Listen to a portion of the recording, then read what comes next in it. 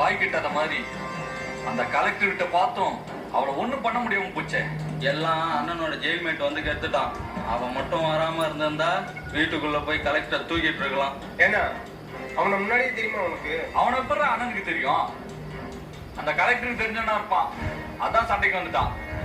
அட போட, அவன் ஜெயில வச்சு அண்ணனை உரின்னு உடிச்சிட்டான். என்னண்ணா அப்ப ஏற்கனவே அவன்கிட்ட அடி வாங்கிருக்கியா? அடச்சி நிறுத்துங்க, நசன்னு பேசிக்கிட்டு. டேய், சுத்தி போலீஸ் என்ன சுத்து போட்டுருக்கு. எப்படியும் நான் சாகதான் போறேன். ஆனா அதுக்கு முன்னாடி என்ன என்கவுண்டர் பண்ண சொல்லி கையெழுத்து போட்ட அந்த கலெக்டரோட தலைய வெட்டிட்டேங்கிற பேரோட தான் நான் சாவேன்.